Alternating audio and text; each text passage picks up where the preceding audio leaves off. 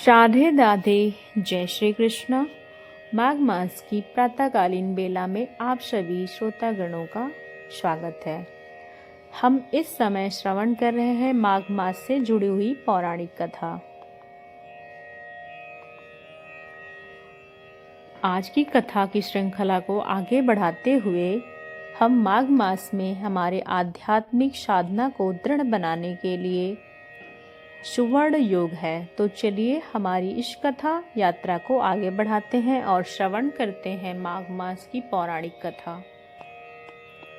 इस कथा की पिछली कड़ी में हमने सुना था कि 5 गंधर्व कन्याएं थीं और वो संयोगवश एक निर्मल सरोवर के पास आती हैं।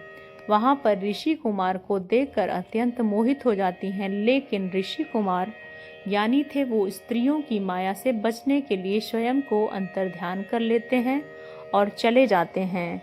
ऋषि कुमार को ना देखकर अब वो कन्याएं विरह की तृप्त हो जाती हैं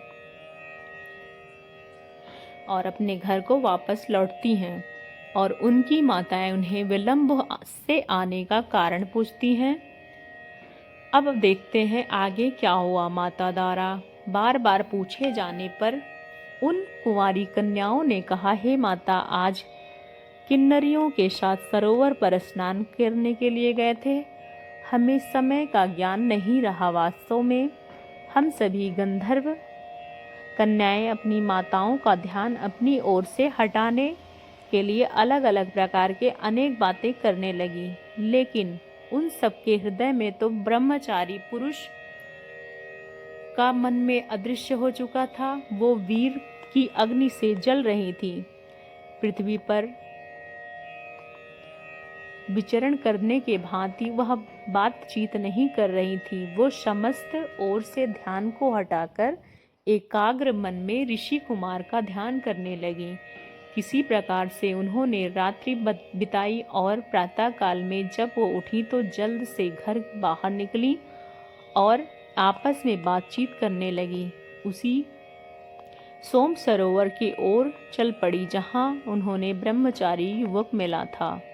देवी गौरी की प्रतिमा बनाकर उनका पूजन किया और उसी समय वह ऋषि कुमार सदा की भांति स्नान करने और पूजा अर्चना के लिए उसी सरोवर पर आया। उसे आता देखकर सभी कन्याएं का हृदय कमल के समान खिल उठा। वह सोचने लगी, दौड़कर उस ब्रह्मचारी के पास पहुंची, इस आशय में कि वह कहीं भाग न जाए। सुंदरियों को देखकर चारों तरफ से घेर लिया और कहने लगी, हे प्रियतम, कल तुम मुझे छोड़कर चले गए थे, मगर आज हम तुम्हें नहीं जाने देंगे। स्वयं चारों ओर से उन सुंदरियों द्वारा घिरे हुए जानकर वह ऋषि कुमार चिंता में पड़ गया। उन्हें भली प्रकार से समझाते हुए कहा, हे सुंदरियों, धर्म की मर्यादा को ध्यान में रखो। मैं तो अभी तक ब्रह्मचारी हूँ और वेद अध्ययन कर रहा हूँ।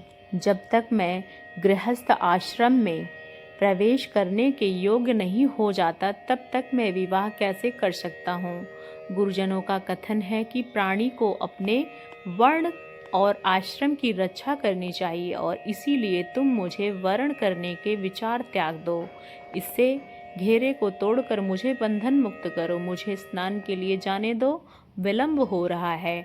अब इधर से सारी गंधर्व कन्याएं कामस्थ हो गई थीं। उस ऋषि पुत्र को ऐसी अमृतवाणी सुनकर वह अधिक आकर्षित होने लगी, अधीर हो गईं और कहने लगी, काम रूपे विद्वानों का कथन है कि धर्म से, अर्थ से, काम से, कर्म से धर्म का उदय होता है। तुम्हारे संचित धर्म के कारण ही अवकाम तुम्हारे सम्मुख उपस्थित हुआ है, अतः तुम उसका उपभोग करो।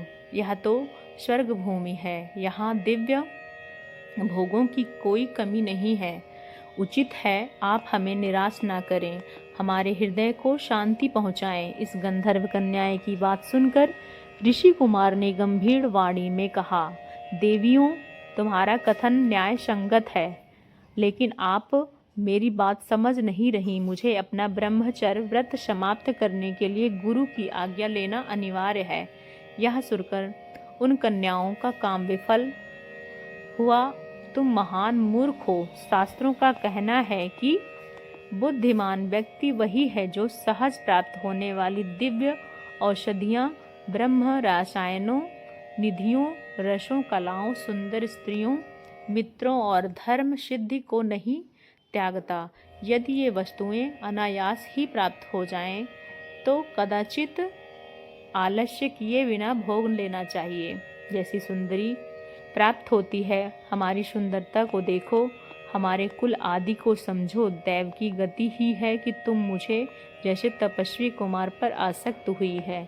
अब तुम्हारा कल्याण उसी में है कि हमारे साथ गंधर्व विवाह करो और हमारा स्वीकार करो, अन्यथा हम उसी वन में निराश होकर अपने प्राण त्याग देंगे।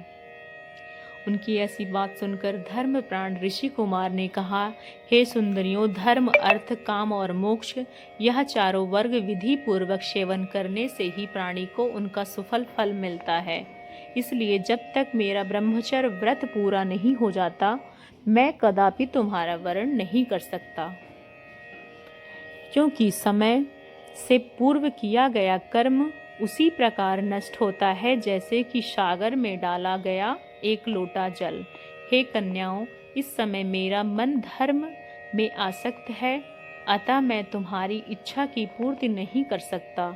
ऋषि कुमार की बात जानकर अपनी कामवासना से मद हुई उन युवतियों ने अपने हाथों को छोड़ दिया और सब एक होकर उस ऋषि कुमार को प्रमोदनी की तरह चरण पकड़े। सुशीला और सूर्या ने उसके दोनों भुजाएं जकड़कर पकड़ लिया। सुतारा ने वक्ष पे और चंद्रिका ने मुख पर स्पर्श करने लगी। इस प्रकार कामसक्त उस गंधर्व कन्याओं को वह ऋषि कुमार अपने धर्म रक्षा के लिए सफल रहा। जब उसे प्रचंड क्रोध आने लगा था और क्रोधित होकर उस ऋषि कुमार ने उन गंधर्व कन्याओं को श्राप देते हुए कहा, हे काम वासनियों, तुमने पिशाचनियों की भांत मुझे घेरा हुआ है, इसलिए तुम्हें श्राप देता हूँ कि तुम पिशाचनियाँ बन जाओ और उसी का स्वरूप ग्रहण करो।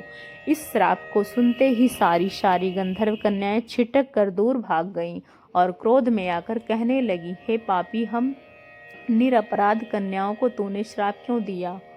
धर्मज्ञ नहीं है तो प्रिय और अप्रिय कार्य का भेद नहीं समझता। सब अपने प्रेम पात्र भक्त मित्रों के साथ द्रोह करने वाला कोई सुख नहीं है। जैसे तूने हमारे साथ किया उसी का फल तुझे प्राप्त हो, इसलिए हम भी तुझे श्राप देते हैं कि तू पिशाच हो जा। इस प्रकार परस्पर श्रापों का आदान प्रदान से वो कन्याएं पिशाचनियां बन गईं और ऋषि कुमार पिशाच बन गया और उसी सरोवर के तट पर निवास करने लगे। और उसके बाद इन कन्याओं और ऋषि कुमार का क्या हुआ वह हम सुनेंगे हमारी इसी माघ मास की अगली कड़ी में।